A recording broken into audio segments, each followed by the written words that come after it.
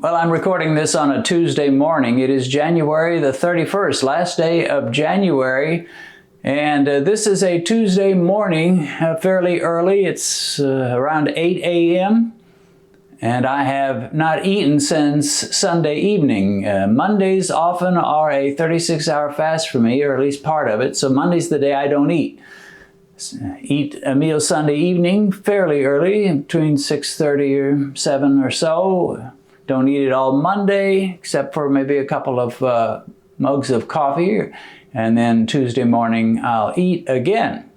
So I am going to test my blood sugar. Usually it is pretty good and pretty low by the time I go through this 36-hour fast. Now, I know a lot of you, and I've had so many people frustrated. I think the number one frustration for people that are really making a diligent effort to get that blood sugar down is when they do fasting of some kind, and instead of their blood sugar going down like they hope and expect, it goes up. And there are reasons for that. I won't go into that now, but it just basically means you're not there yet. Your insulin resistance is still going on. There's a struggle going on, and you're actually producing or releasing sugar from your own liver, most likely. I don't have that too much. When I fast, it may rise up a bit in the morning, because generally from the time I wake up to the time to about 11 a.m. or so, my blood sugar drifts up slightly, and then it starts moving back down when I don't eat. So I'm not expecting high numbers. And in fact, sometimes my numbers have been so low, it's a little bit worrisome. As long as I feel good, I don't worry much about it, because I don't take meds, I don't take insulin. So I'm not really worried about hypos. Although if I'm taking a lot of that advanced glucose support that Dr. Ergen sent me, that could give me a hypo. So let's see what I get here this morning. And you just got to make friends with this little fellow Mike and quit worrying about the little sting he gives you. I stopped worrying about that a long time ago. And it takes 5 seconds. Here we go. Bam, 87. Well, that's actually on the higher side for these fasts, although it's been a little while since I woke up. If I test immediately upon waking, it's usually lower than that. In fact, I tested myself last evening, and it was 80. Anyway, 87. If it's in the 80s, I'm pretty satisfied. Benedicta made some blueberry muffins, low-carb blueberry muffins using almond flour and coconut flour and some blueberries last night. It was all the willpower I could muster up to keep from eating one of those. They smelled great. They looked great.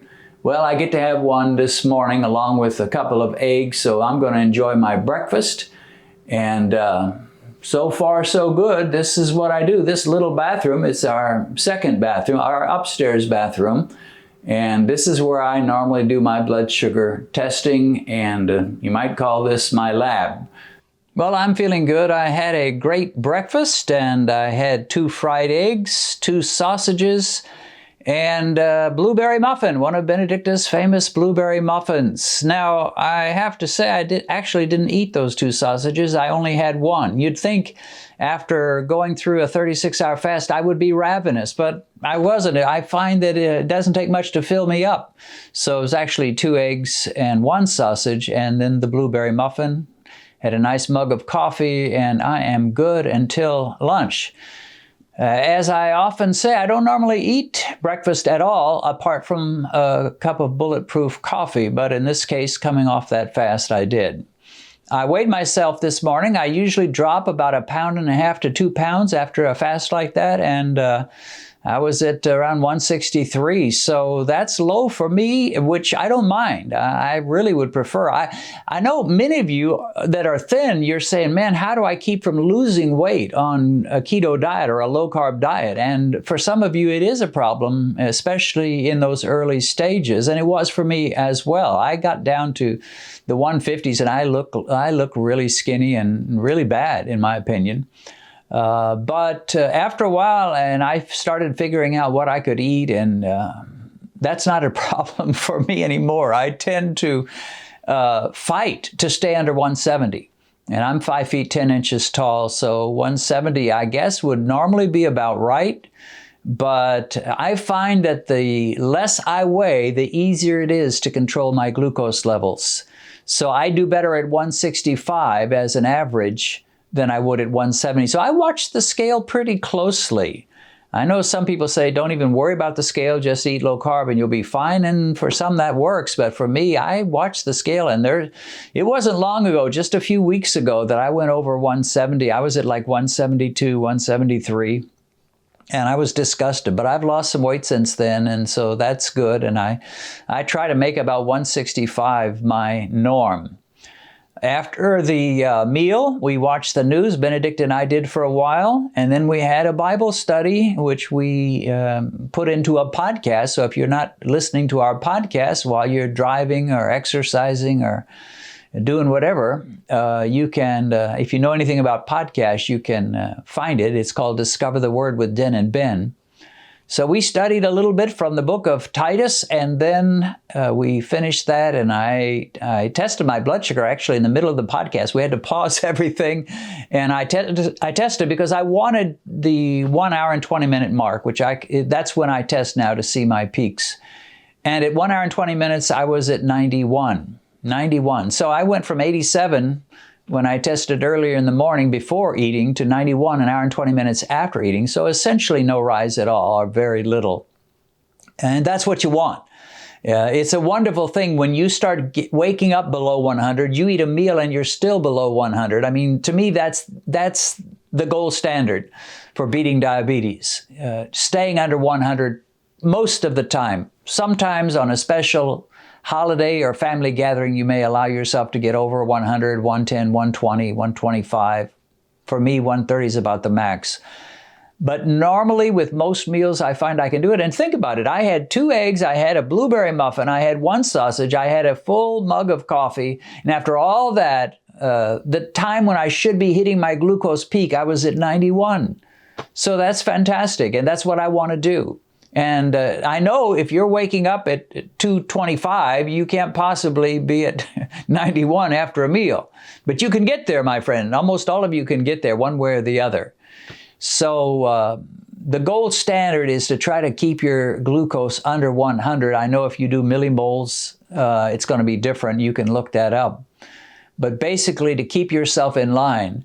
And I'm a guy that ought to be running really high glucose. With my temperament, my tendency toward diabetes, which I inherited from my mom, I ought to be so very much higher than I am. But because I am careful, I'm not. Now, one thing I didn't mention is that I did do the elliptical trainer before eating. So while Benedicta was making my eggs and getting my breakfast together, I was on the elliptical trainer for a little while, and we'll talk a little bit more about that in a future video. So here I am facing the morning, and I'm going to go try to include some more people. People are signing up for this challenge, and I want to get all the names caught up.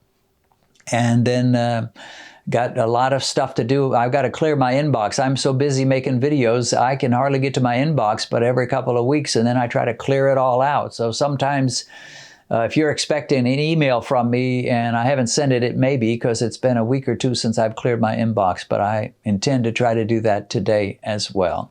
All right, well, this is one little morning in the life of Dennis Pollock. Find whatever value you can out of it, and hopefully it can inspire you, if nothing else, and motivate you to do a little better and manage those glucose peaks. If you've recently been diagnosed with diabetes and you've just discovered this channel, let me recommend that you go to our Uploads page, which will give you access to every diabetic video we've posted since we began. As you work your way through all our videos, I believe you'll find the help you need. A link to our Uploads page is in the description.